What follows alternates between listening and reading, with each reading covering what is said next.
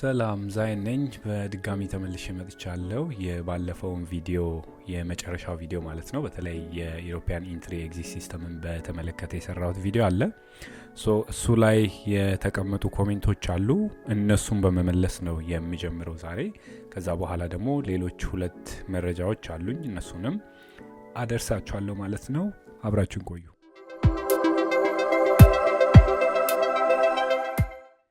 የመጀመሪያ ኮሜንት የባለፈው ቪዲዮ ላይ ማለት ነው። ይድነቃቸው መቻል ብራዘር በጣም እናመሰግናለን። ፕሮሰሱን ከጀመርን ኤጀንሲ በላይ ነው መረጃ የምትሰጠን፣ ካንተ ብዙ እንጠብቃለን ይላል። በጣም አመሰግናለሁ። እኔ ቀጥላለሁ። እኔም ማራኪ ገጽ እውነተኛ ጠቃሚ መረጃ ስለምታደርሰን አመሰግናለሁ። በተለይ ኮሜንት ያሉ ጥያቄዎችን የምትመልሱበት አግባብ በጣም ደስ ይላል። ቀጥልበት፣ እድሜና ጤና ይስጥ ብለዋል። ሰላም ይብዛ። አመሰግናለሁ በጣም ረዴት ጥሩነ። በጣም ጥሩ መረጃ ነው። ስለምትሰጠን መረጃ ከልብ እናመሰግናለን። ቀጥልበት። ፈቲያ ነች እንደዚህ ያለችው። ታምራት ስለ መረጃው በአድማጭ ተመልካች ስም እናመሰግናለን። ማስተዋል አፈወርቅ አመሰግናለሁ ወንድሜ ይላል። ሀበን ጨርቆስ የተለመደ የዘውትር ተከታታያችን ነው። ሀበን ታንኪዩ በጣም። ሳላ ከድር ጉድ አፍተርኑን ብራዘር ይላል። ሮማኒያ ከስንት ጊዜ በኋላ ነው የዜግነት ወረቀት ይሰጣል? በዚህ ርዕስ በነገራችን ላይ ለመስራት የሆነ ጊዜ እያሰብኩኝ ነበር፣ ግን እንዲሁ ነካክቼ ለማለፍ ስለምፈልግ አሁን በተነሳው ጥያቄ ከስንት ጊዜ በኋላ ነው የሲቲዝንሺፕ እንትን የሚመጣው? በመጀመሪያ 3 አይነት አወጣጥ አለው። ማለት የ3 አይነት ሞዶች አሉ በሲቲዝንሺፕ ላይ ሮማኒያ ላይ። አንደኛ የናሽተር ፕሪ ናሽተር የሚሉት በትውልድ ማለት ነው። ደግሞ በአዶፕሽን አለ፣ እንዲሁም ደግሞ በሪኩዌስት አለ። ሪኩዌስት በሚደረገው የውጭ ሰው ሪኩዌስት በሚያደርገው ማሟላት ያለበት ነገር አለ። ለምሳሌ በስራ ወር በትምህርት ሊሆን ይችላል። ቆይታው እስከ 8 ዓመት መሆን አለበት። በትዳር የሚሆን ከሆነ ከዜግነት እዚህ የሮማኒያዊ ዜግነት ያለውን ሰው አግብቶ የሚኖር ሰው ከሆነ ደግሞ ከ5 ዓመት በኋላ ማግኘት ይችላል ማለት ነው። ያ ማለት አብሮ የቆየበትን ፕሩፍ የሚያደርጋቸው ብዙ ወረቀቶች አሉ። እነሱን ካሟላ በኋላ በትዳር 5 ዓመት የቆየ ሰው ቋንቋ ተፈትኖ የተወሰኑ ቼክ የሚደረጉ አሉ። ላንጉዌጅ ምን ያህል ካልቸራቸውን ያውቃል፣ ምን ያህል ኮንስቲቲዩሽኑ፣ አንዳንድ ይሄ የዜግነት መዝሙሮች እነሱ አሉ። የተወሰኑ ጥያቄዎች አሉ። እዚህ ላይ በደንብ በሰፊ ይመጣሉ ለወደፊቱ እና አሁን አይ ቲንክ እዚህ ጋር በተጠየቁት በሳላ ጥያቄ ማለት ነው ከስንት ጊዜ በኋላ ለሚለው 8 ዓመት ነው ለፎሬነር ትዳር ንክክ የሌለው ወይንም አዶፕሽን ለሌለበት ወይንም ትውልድ ምንም አይነት ይሄ ደማዊ ግንኙነት ለሌለው እንዲሁ መጥቶ ቆይቶ ሰርቶ ዜግነት ማግኘት ለሚፈልግ 8 ዓመት ነው። ሀገረ ኢትዮጵያ ሚል አካውንት ከ80 ያለምንም ፓስፖርት በባስ ወደ ሌላ ኢሮፕ መሄድ ይቻላል ማለት ነው። እስኪ በደንብ አብራራ። ይሄ አይ ቲንክ የኤስን በተመለከተ ነው። ኦልሬዲ ኢሮፒያን ዩኒየን ውስጥ ያለ ሰው ከሆነ ምንም ችግር የለውም፣ አያጠቃልልም እሱን የኢንትሪ ኤግዚት ሲስተሙ ማለት ነው። ግን ከኢሮፒያን ዩኒየን ውጭ የሆነ ሰው ያ ማለት ከዩኬ ሊሆን ይችላል ወደ አውሮፓ ህብረት ሀገራት ሲገባ፣ ወይንም ሌሎች አውሮፓ ህብረት ውስጥ የሌሉ ሀገራት አሉ ለምሳሌ ያልገቡ እንደማለት ነው። ከነዛ ሀገራት የሚመጣም ሰው እነ ጆርጂያ ለምሳሌ ገና ሂደት ላይ ናቸው። ሞልዶቫ ማይቲንግ ገና ሂደት ላይ ናቸው። ከነዛ አይነት ሀገሮች ወደ ኢሮፒያን ዩኒየን ለመግባት ለሚፈልጉ አለ ኢኤስ አለ። ሌላ ምንድነው? አየልኝ ሲሳይ በጣም ጥሩ መረጃ ነው። ግን አሁን ላይ ሮማን ኤምባሲ ተከፍቷል ወይ? መቼ ይከፈታል? ሊከፈት ይችላል ብለህ ታስባለህ? ስቲል ኦፊሻሊ የታወቀ ነገር የለም፣ የተመለሰ የለም መቼ እንደሚከፈት። ሊከፈት ይችላል ወይ ብዬ አስባለሁ። ወይ አዎ አስባለሁ ለወደፊቱ። ምክንያቱም እዛ አካባቢ ያሉ የኤምባሲ ዲፕሎማቲክ ሪሌሽን በጣም ወሳኝ ነው በዚህ ሰዓት እንደሚታወቀው፣ እና ኤምባሲ ዘግቶ መሄድ አይቻልም። ስለዚህ ያው የተወሰኑ የራሳቸውን ውስጣዊ የሆኑ ጉዳዮች ከተስተካከሉ በኋላ ይመለሳል የሚል ሀሳብ አለኝ እኔ። መላክ ተጁ በጣም ነው የምናመሰግነው፣ በርታ በዚህ ቀጥል ይላል። ኮመንት አይተህ የምትመልሰው ከልብ እናመሰግናለን። ፈጣሪ ይጠብቅልን። አንድ ጥያቄ አለኝ ይላል። አንድ ሜንሽን ያደረገው ካምፓኒ አለ። ከዛ በኋላ ከዚህ በፊት ጓደኛዬን ወስዷል ይላል። እኔም ጀምሬ ነበር፣ ቅድመ ክፍያ ከፍያለሁ። ከጀመርኩ 2 ወር ሆኖኛል። ግን የጀመረልኝ ልጅ ከኦንላይን ጠፋ። 1 ወር ሆኖታል። ምን ሊፈጠር? ምንም አይፈጠርም። ምንም አታስብ። ምናልባት ወደ ሌላ ሀገር ተሻግሮ ሊሆን ይችላል ልጁ፣ ኦር ስልክ ጠፍቶበት ሊሆን ይችላል። ሌላ በዛ አይነት ምክንያት ሊሆን ይችላል። አታስብ። አንተ ግን የራስን ፕሮሰስ የጀመርከውን ፎሎ አፕ ማድረግ አለብን። ሀገር ኢትዮጵያ ስለ ሮማኒያ ሳይለም መጠየቅ ይጠቅማል ወይም ሮማኒያ ጥገኝነት ጠይቀን ሪጀክት ከተባልንስ ምን ማድረግ አለብን የሚለውን አብራራለን እባክህ ወንድም።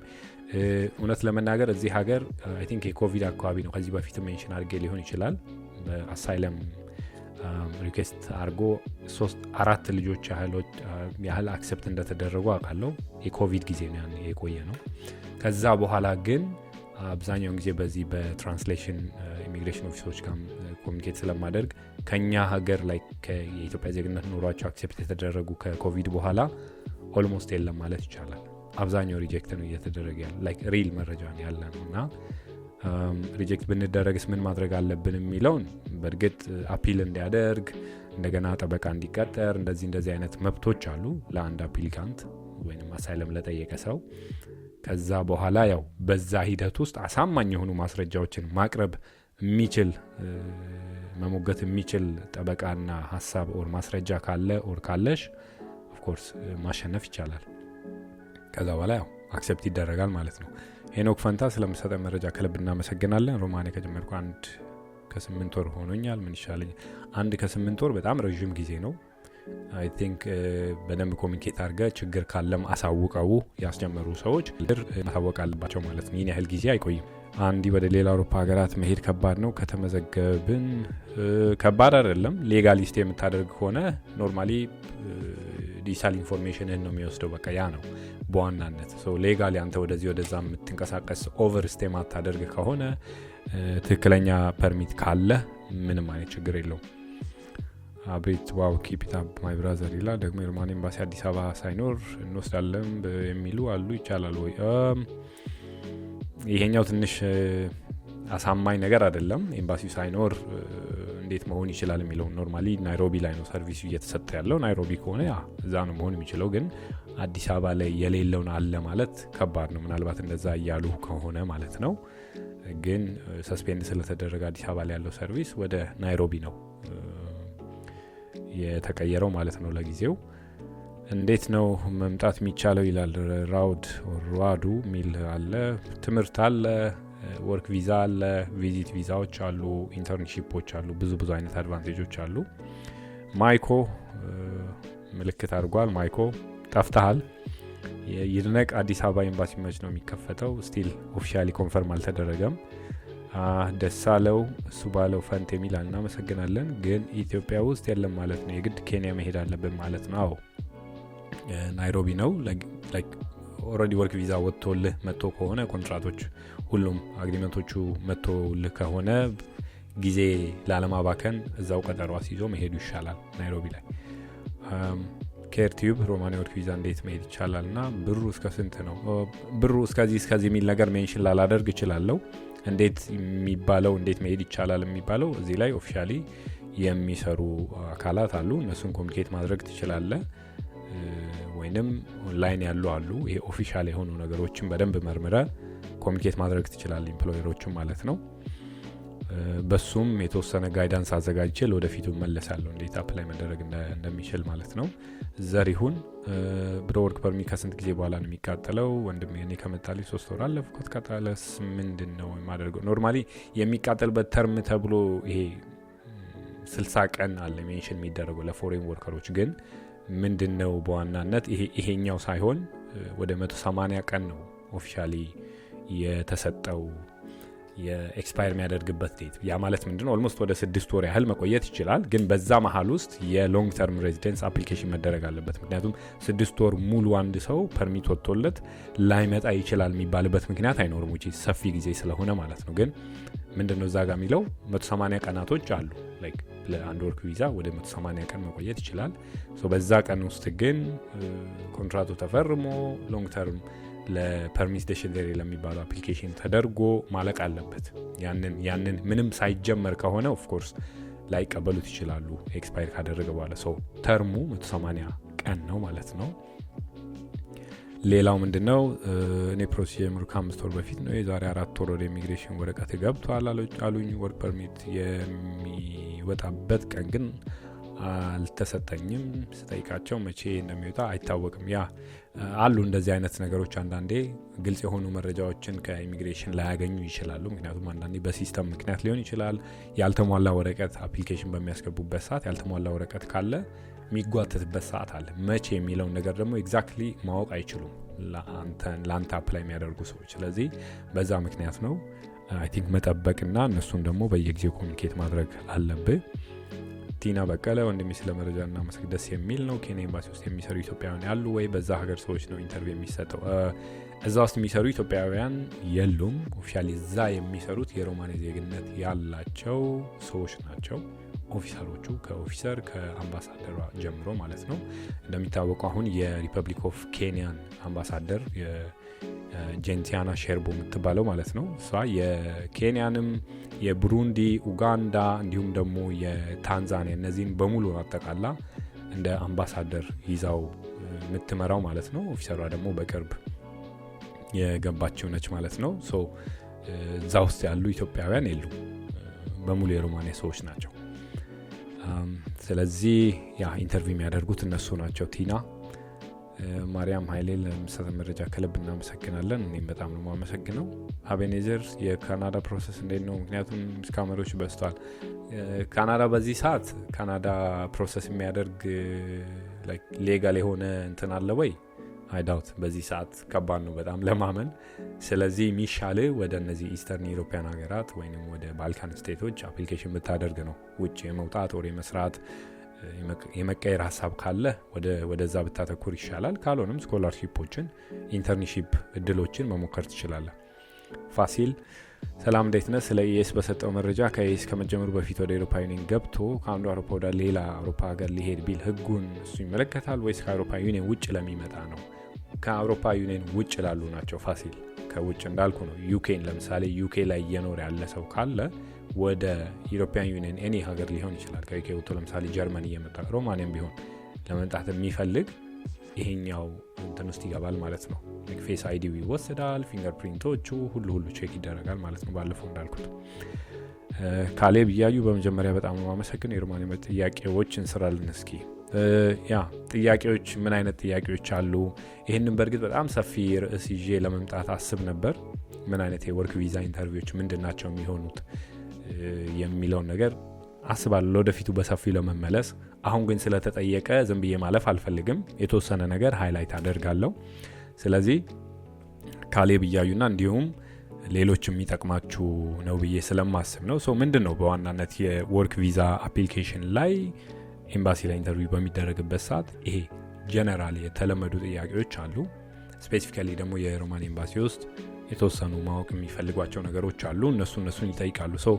ይሄ ከላይ ያሉትን ነገሮች ሜንሽን ማድረግ ፈልጋለሁ። ለወደፊቱ በሌላ ቪዲዮ በሰፊው ስለምመለስ። ፐርሰናል ባክግራውንድ ትጠየቃለህ። ለምሳሌ ራስን ኢንትሮዲውስ አድርግ ብለው ሊጠይቁ ይችላሉ። ስምን፣ እድሜ፣ የቤተሰብ ሁኔታ፣ አሁን የምትሰራውን ስራ፣ ይሄ በቃ ስለ ራስህ የሆነ ነገር እንድትገልጽ ስለሚጠይቁ ነው። ኢንትሮዳክሽን ነው። ከዛ በኋላ ኢትዮጵያ ውስጥ የት ነው የምትኖረው፣ ከረንትሊ ያለህበት ቦታ ኦር ከተማ ኦር ገጠር ያለህበትን ቦታ ትጠይቃለህ። ሌሎች ሪላቲቮች ወይም እነዚህ ክሎዝ ፍሬንድስ አሉ ወይ፣ ዘመድ አለህ ወይ ውጭ ወይም አውሮፓ ሀገር ወይም ሮማኒያ ስፔሲፊካሊ የምትሄድበት ሀገር ላይ ያለ ወይ የሚል ጥያቄ ድንገት ልትጠየቅ ትችላለህ። አሁን የምሰጠው ይሄ ቀጥታ ይሄን ነው የሚጠይቁ የሚል አይደለም፣ ግን እዛ አካባቢ ነው ያለው። ሜንሽን ባደረግኳቸው ነገሮች ዙሪያ ነው ያለው ጥያቄው። ጆብ ኦፈሩን በተመለከተ የምትጠየቀው አለ። ኦፍኮርስ የሮማኒያው ካምፓኒ ላንተ ይሄንን ጆብ ኦፈር ያደረገው ምንድነው ስሙ? ለምሳሌ አንድ የፕላስቲክ ፋብሪካ ሊሆን ይችላል፣ ወይ የብረት ወይ የሆነ የኮንስትራክሽን ካምፓኒ ሊሆን ይችላል። ጆብ ኦፈሩን ለምሳሌ ተልኮልህ ከሆነ ለኢንተርቪው በምትገባበት ሰዓት ይጠይቁሃል። ምንድነው የካምፓኒው ስም፣ ሙሉ ስሙ፣ ኤግዛክት አድሬሱ የት ነው፣ የፊውቸር ወርክ ፕሌስ ተብለህ ልትጠይቅ ትችላለህ። ጆብ ታይትልህ ምንድነው፣ ምን አይነት ታስኮችን ነው ሄደህ የምታደርገው ወይም ምንድነው የምትሰራው ከሄድክ በኋላ እዛ ካምፓኒ ላይ ትጠይቃለህ። ከዛ ደግሞ ኢምፕሎየርህ ማን ነው ወይም ሱፐርቫይዘርህ ማን ነው ምናልባት ልትጠይቅ ትችላለህ። እና ደግሞ ስራውን እንዴት ልታገኝ ቻልክ፣ በምን አይነት ወይ ነው ይሄ ስራ የተገኘው የሚል ጥያቄ ልትጠየቅ ትችላለህ። እነዚህ በጆብ ኦፈሮቹ የመጀመሪያ ምንድነው በኢንትሮዳክሽን ጀመርኩ። ከዛ በኋላ በጆብ ኦፈሮቹን በሚመለከት ደግሞ የምትጠየቀው ነው። ያ ማለት አጠቃላይ ስለ ስራ ሁኔታ ያለው ነው። ከዛ በኋላ ደግሞ ስለ ኢምፕሎይመንት ኮንትራት እና ስለ ወርክ ፐርሚት ልትጠየቅ ትችላለህ በተመሳሳይ ሁኔታ ማለት ነው። የኢምፕሎይመንት ኮንትራቱን ሪሲቭ አድርገሃል ወይ ትባላለህ። አዎ። እሺ ሰመራይዝ አድርግልን ኦር ንገረን ልትባል ትችላለህ። ያ ማለት ምንድን ነው? ሳለሪውን ልትጠይቅ ትችላለህ። ምን ያህል ነው? ዱሬሽኑ ምን ያህል ነው ኮንትራት? ከዛ በኋላ ደግሞ ቤኔፊቱ ምንድን ነው? ሌሎች ጥቅማ ጥቅሞች ምን አሉ? ለምሳሌ አኮሞዴሽን ካለው አንድ ሰው ሚል ካርዶች፣ ሚሎች፣ ምግብ የሚያጠቃልል ከሆነ ኮንትራት ዱሬሽኑ ምን ያህል ነው? 2 ዓመት ከሆነ 2 ዓመት። ከዛ ሳላሪው ደግሞ ምን ያህል ነው ግሮሱ? እነዛ ነገሮችን ሜንሽን እንድታደርግ ይጠበቅብሃል። ከዛ ደግሞ ዋትስ ዩር ማንዝሊ ሳላሪ ትጠየቃለህ። ኦብቪየስሊ የግሮስ አሁን ያልኩትም ማለት ነው። እና ደግሞ እንዴት ነው የሚከፈለው? ካሽ ነው? በባንክ ትራንስፈር ነው? ምንድን ነው? እና ደግሞ ይሄ ወርክ ፐርሚት ለምን ያህል ጊዜ ነው ቫሊድ የሚሆነው? እንዳልኩ ፐርሚትን በሚሰራበት ሰዓት አሁን በፊት 1 ዓመት ነበር ሮማኒያ፣ አሁን ወደ 2 ዓመት አድርገዋል። አንድ ሰው በወርክ ቪዛ መጥቶ አንድ የስራ ሲገባ የ2 ዓመት ነው የሚደረግለት። ፐርሚት ደሸደር የሚሉትም አንዴ የ2 ዓመት ሆኖ ነው የሚሰራው ማለት ነው። እነዚህ ናቸው ኢምፕሎይመንት ኮንትራክት እና ወርክ ፐርሚቱን በሚመለከት። ከዛ በኋላ ኳሊፊኬሽን እና ኤክስፒሪየንስ ምናልባት መጠየቅ ከፈለገ ኦፊሰሩ ሊጠይቅህ ይችላል። ስለ አንተ ኤጁኬሽናል ባክግራውንድ ሊያቅ ወይንም ይሄ ፕሮፌሽናል ሰርቲፊኬቶች ካሉ ኦር ትሬኒንጎቹ ካሉ ደግሞ ምን ያህል አመት ኤክስፒሪየንስ አለ። ለምሳሌ አንድ ሰው በብረት ስራ ኦር በብየዳ በምናምን እዚህ ሀገር እየመጣ ከሆነ ምን ያህል አመት ሰርቷል በይዷል የሚለውን ነገር ለማወቅ ሊጠይቁ ይችላሉ። ሰርቲፊኬት ካለ፣ ሌሎች ትሬኒንጎች የወሰድክበት ሪኮግናይዝ የተደረግክበት ነገር ካለ፣ ከቴክኒክና ሙያ ወረቀቶች እንደዛ አይነት ነገሮች ሊጠቅሙ ይችላሉ፣ እንደየስራው ዘርፍ ማለት ነው። ከዛ በኋላ አኮሞዴሽኖች፣ ይሄ የሊቪንግ አሬንጅመንቶችን ሊጠይቁ ይችላሉ። ቅድም እንዳልኩ ቤኔፊቶችን በምታነሳበት ሰዓት እሱ ሜንሽን ማድረግ ትችላል። አኮሞዴሽን አለን፣ ኮንትራቱ ላይ ተጠቅሷል፣ 2 ሰው 3 ሰው አንድ ክፍል ውስጥ ወይ ብቻዬን፣ እንደዛ አይነት ነገሮች ሜንሽን ይደረጋሉ። ይሄም በጥቂቱ ነው። በጣም በሰፊው ሌላ ጊዜ በሌላ ቪዲዮ ይመለሳለሁ። ለአሁኑ እነዚህን እያሰብክ ተዘጋጅ። ካሌብ እያዩ ሀበን ጨርቆስ ታንኪ ብሮስኪ፣ ካንተ ብዙ እንጠብቃለን፣ በርታለን፣ ጀግና ነው። የዘውትር ተከታታያችን ሀበን ታንኪ በጣም። ይሄን ይመስላል የዛሬው የኮሜንቶች መልስ ማለት ነው። ዛሬ ወደ ያስኩት ወደ 2 መረጃዎች እመለሳለሁ። እስከዛ ድረስ ሰብስክራይብ፣ ሼር እና ላይክ ማድረግ እንዳትረሱ።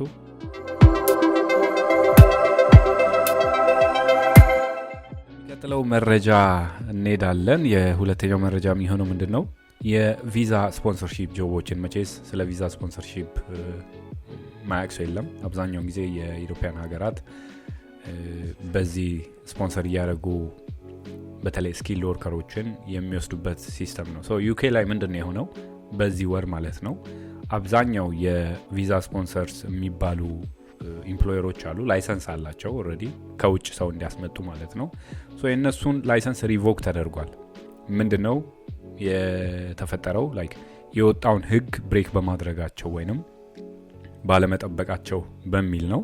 በጣም ብዙ ኢምፕሎየሮችን ነው ወይንም አሰሪዎች ወይንም ካምፓኒዎች ወር ቀጣሪዎችን ማለት ነው የውጭ ሰራተኞችን ስፖንሰር እንዳያደርጉ ነው ይሄ ውሳኔ የተወሰነው። የመጀመሪያው ምክንያት ምንድን ነው? መንግስት እንዳለው ከሆነ ከመንግስት በኩል የወጣ መረጃ ስለሆነ ነው ማለት ነው። እና የኢሚግሬሽን ሲስተሙን አቢዩዝ እያደረጉ ነው ኢምፕሎየሮቹ በዚህ ሲስተም ነው ያሉት። ምንድን ነው ምክንያቱ? በምን አይነት ምክንያት ነው ላይሰንሳቸው ሪቮክ እንዲደረግ የተደረገው?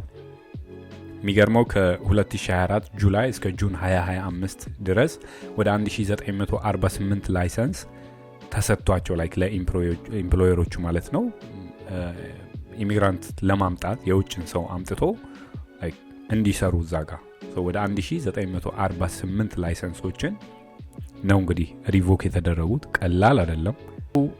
የሚያስመጧቸውን ሰራተኞችን አንደር ፔመንት ኦፍ ወርከርስ ነው ብሎ ሜንሽን ያደረገው። ማለቴ አግባብ የሆነ ክፍያ ስለማይከፈላቸው ሰራተኞችን አቢዩዝ ስለሚያደርጓቸው ደግሞ የኢሚግሬሽን ሩሎችን በመጣስ አንዳንዴ የፌክ ዶክመንቶችን በመስራት እንዲሁም ደግሞ ፕሮሚስ የተደረገውን የስራ ለምሳሌ አንድ ሰው በነርሲንግ ጆብ አምጥተው በነርሲንግ ነው የምትሰራው ተብሎ ከመጣ በኋላ ግን ሌሎች ስራዎች ላይ እንዲሰማራ ስለሚያደርጉ እነዚህን ነገሮች ሶስቱን ሜንሽን በማድረግ መንግስት ሪቮክ አድርጓል።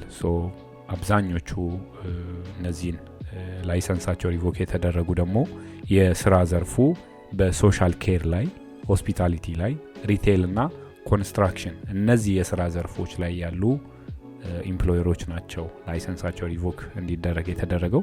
ስለዚህ ዩኬ ላይ በዋናነት ሆም ኦፊስ ያወጣው መረጃ ነው በነገራችን ላይ። ዩኬ ላይ እንግዲህ እነዚህ ሪቮክ ከተደረጉ ኢምፕሎየሮች አብዛኞቹ በዚህ የስራ ዘርፍ ላይ ሰራተኛ የሚያስመጡ ነበር። እንግዲህ ኢሚግሬሽን ሩሉን ብሬክ አድርጋቸዋል በሚባል ላይሰንሳቸው ሪቮክ ተደርጓል ማለት ነው። ይሄ ነው ሁለተኛው መረጃ።